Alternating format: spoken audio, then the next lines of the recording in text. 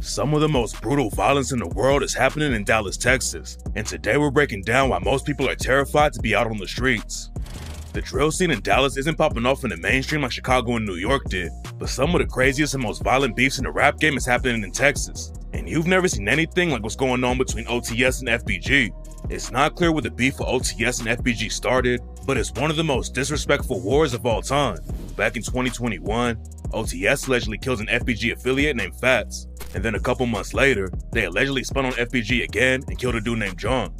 In 2022, OTS allegedly spotted an FBG affiliate outside a shop and shot 6 people in broad daylight. So FBG clapped back and tried to take out a dude from OTS named 223 Trey. FBG stood on the crib where 223 Trey lived and shot it up, but they accidentally killed 223 Trey's mom Mika instead. OTS was having some internal drama too, and a couple months later, they allegedly backdoored their own homie TG. OTS was still putting pressure on the ops though, and in October 2023, a dude from OTS named Cameron Turner shot 3 ops at the state fair.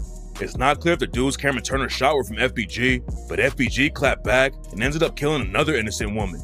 A dude from FBG named J3 Get Busy shot up a house because he thought an OTS dude lived there, but he killed a random grandmother instead of the ops. While FBG and OTS were going to war in the streets, FBG Murder started airing out the beef in the booth. It's kinda confusing at first because FBG Murder actually reps OTS, and he just took the FBG name to clown the ops. Then he took the disrespect to a whole new level when he pissed on an op's grave in one of his music videos. FBG Murder allegedly has a cousin in FBG named Strizzy, and on the track Jizzle Smoking, FBG Murder dissed his own cousin and raps, "I catch you fucking around with the ops, that's how you get shot.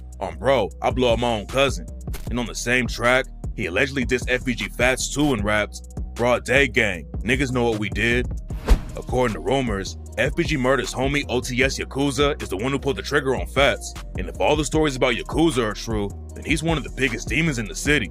Yakuza's older brother is another known shooter named Steppa, and they're allegedly the ones who killed FBG Fats in broad daylight back in 2021. Then a month after Yakuza allegedly killed Fats, he linked up with his homie T-Man to rob a dealer named Kobe Mascoro. T-Man brought fake cash to scam Kobe Mascoro, but Kobe realized what was going on, so Yakuza allegedly shot him in the head. Then a dude who was tight with Mo 3 named Number 7 allegedly paid Yakuza to take out his op Billy from a set called B4L. Yakuza's also the one who allegedly pulled the trigger on TG. TG was cool with dudes all over the city and allegedly snaked a few of his own homies. According to rumors, TG was trying to play both sides and was kicking in with OTS and FBG at the same time, so Yakuza killed him. The situation looked sketchy from the jump, and Yakuza allegedly tried to throw everyone off by showing love to TG on Instagram right after the murder. Yakuza wasn't booked for the shooting, but 2 other OTS members went down for it. Yakuza skated on the murder, but the cops think he brutally killed 2 dudes in 2024 while they were trying to make a gun deal. Yakuza linked up with Cam and Mari from a set called CTG and was supposed to be trading them guns for switches, but the situation went left, and Yakuza allegedly shot both of them to death outside of a store. The cops finally caught up to Yakuza after he allegedly killed Cam and Mari. He tried to run the cops over with a stolen truck and do the race, but it didn't work out for him, and Yakuza's been locked up ever since. The ops almost caught Yakuza before the cops did though, and after the Cam and Mari murders, Yakuza was at Walmart with his mom when someone pulled up and started shooting up his whip. Yakuza didn't get hit up, but his mom got shot and almost didn't make it out alive. FBG Murder started popping off in the rap game and has been putting on for OTS in the booth. But in 2025, J3 Get Busy went viral because he dissed OTS like nobody's ever seen before. J3's been locked up for allegedly killing an innocent grandma, and while he was in jail, he actually got 223 Trey's dead mom's name tatted on him. The drill scene in Dallas has been making headlines because they're on a different level of disrespect, but some of the wildest crews aren't even really rapping about their dirt, and one Crip set even had a pet alligator that the cops took away. In February 2025, the cops in Dallas shook down the 4-2 Oakland Crips and booked 8 of them for running drugs and guns in the city.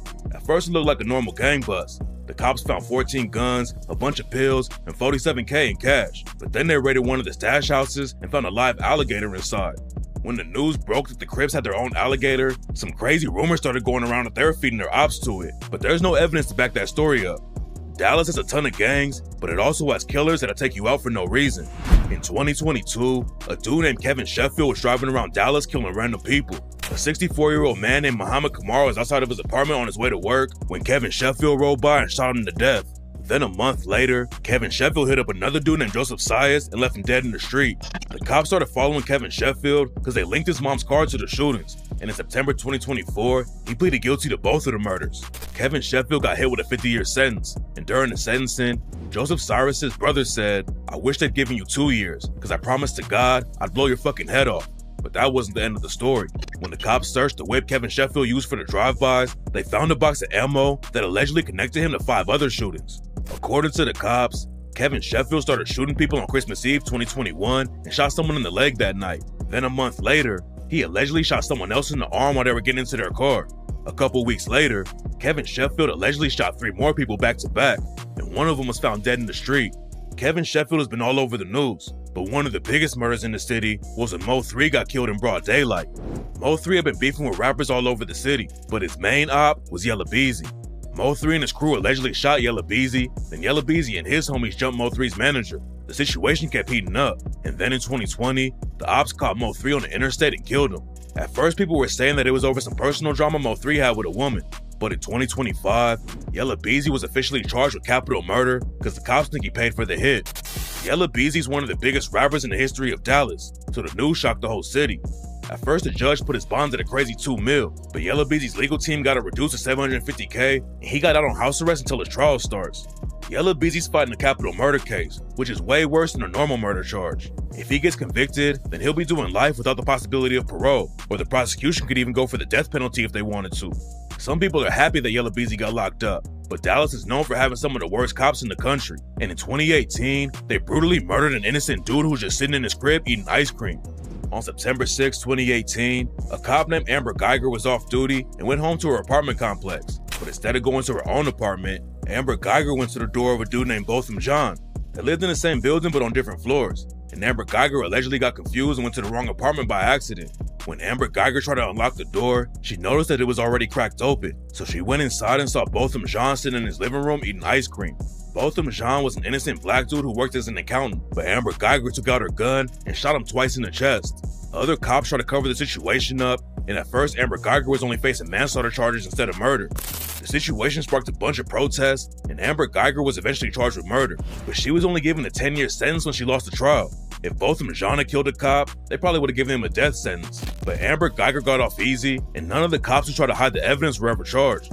A lot of people in Dallas hate the cops, and in 2015, a dude named James Boulware took an armored van to the police station and started shooting.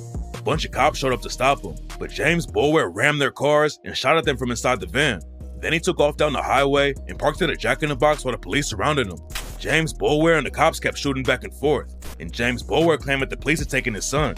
Nobody knew how much firepower James Boulware really had, but he started telling the police that he was going to blow him up, so they brought in a sniper to take him out. James Boulware's van had armor to stop most bullets, but the sniper used a 50 cal rifle to take out the engine first and then kill James Boulware. The cops killed James Boulware and didn't lose anybody on their side, but in 2016, a dude named Micah Johnson actually went to war with them, and it became the deadliest day for cops since the 9/11 terrorist attack. Micah Johnson was an army veteran who was angry about white cops killing black men in America, so he put on body armor, got a bunch of guns, and started hunting cops in Dallas. Their shooting spree started around 9 p.m. when Micah Johnson saw a bunch of cops on Main Street and killed 3 of them from the jump. 11 other cops busted back, but Micah Johnson kept shooting and hit 3 more cops and a bystander too. Then Micah Johnson went north on Lamar Street and got into a shootout with another cop and killed him. Micah Johnson got hit though, so he went to El Central College and shot 2 security guards. Micah Johnson went inside the college and started shooting at cops on the street, and that's when more cops responded to the campus and went inside the building. Micah Johnson and the SWAT team got into a shootout, and they fired at least 200 shots back and forth, but the cops couldn't get to Micah Johnson. The standoff lasted for a few hours while the cops tried to make a plan, and eventually they decided to strap a bomb to a robot and drive it straight at Micah Johnson. The plan sounded crazy, but it actually worked, and the cops blew Micah Johnson to pieces. You never know who's gonna pop out and kill you in Dallas, cause even teenage girls are active in the trenches. In 2024, a dude named Jake Reynoso was walking down North Houston Street when 4 people came up to rob him. There were 2 girls who were 15 and 16, and they were with 2 older guys. Jake Reynoso tried to run away, but then one of the robbers pulled out a gun and killed him. It's not clear who actually pulled the trigger, but the 2 girls and 2 dudes were all booked on capital murder charges. Even nurses aren't safe in Dallas, and in 2022, 2 of them got killed by a dude who went to the hospital to see his kid being born. Nestor Hernandez was on parole, and the cops let him go see his girlfriend at the Methodist Dallas Medical Center because she was about to give birth. It should have been a great day, but he went to the room and the situation went left from the jump. Apparently, Nestor Hernandez thought his girl had been cheating on him, so he pistol whipped her in the face and said, "Whoever comes in this room is gonna die with us." Kate Flowers and Jacqueline Pakua tried to step in and calm the situation down, and that's when Nestor Hernandez shot both of them to death. He reloaded his gun and was about to leave the room to shoot more people, but a cop at the hospital shot Nestor Hernandez in the leg and he gave up immediately. What's even crazier about the story is that people at the hospital had to treat the leg shot even though Nestor Hernandez had just murdered 2 of their co-workers. Nestor Hernandez got hit with a life sentence without parole, but this next killer messed with the wrong dude and ended up dead in prison. Dallas has all kinds of savages running around the city, but one of the craziest killers was a dude named Billy Shamirmir. Billy was convicted of killing 2 old women, but the cops think his body count was way higher than that. Billy Shamirmir broke into high-class retirement communities to kill old women and steal their jewelry. Most of the murders were originally reported as natural deaths because the victims were in their 80s and 90s, but it was clear that nobody was really looking into it because all the women had been robbed too. Billy Shamirmir was breaking in, smothering the old ladies with their pillows, and taking all of their jewelry.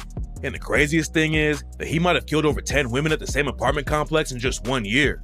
Eventually, the cops caught up to him, and Billy Shamirmir got hit with 2 life sentences. Everyone knew that Billy Shamirmir's body count might have been more than 30, but he got murdered in prison before all the crimes got solved. Billy Shamirmir was in a cell with a dude named Wyatt Busby. Wyatt Busby was serving a 50-year sentence for stabbing a dude to death in Houston, and for some reason, Billy Shamirmir thought it was a good idea to start making weird comments about Wyatt Busby's kids. So Wyatt Busby stabbed Billy Shamirmir to death.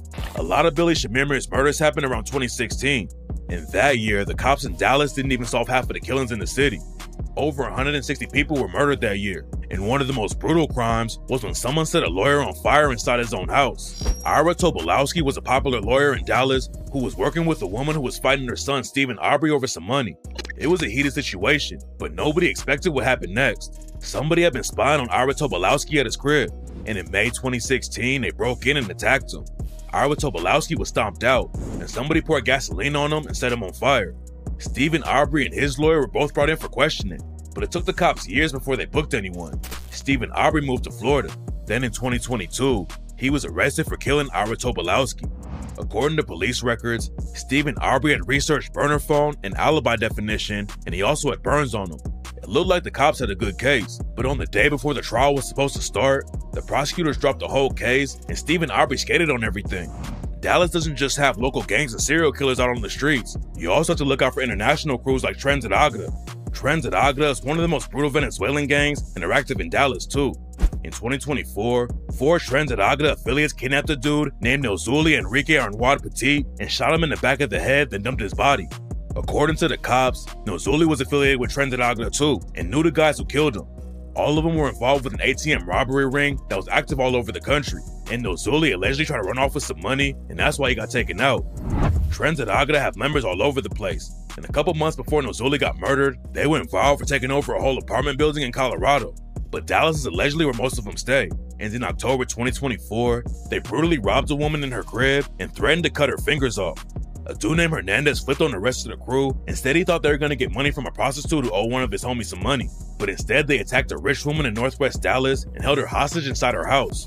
The Venezuelan dudes had to use Google Translate to talk to the woman while they were robbing her. And while some of the gang ran through the house and stole $75K in jewelry, a couple of them stayed with her and said they were going to cut her fingers off if she didn't do what they said. The violent crime rate in Dallas has been going up like crazy. In 2020, the city had 254 murders, which was the highest since the 90s. The cops tried to slow the killing down in 2021 and 2022, but in 2023, the murder rate went up again, and 246 people were taken out that year.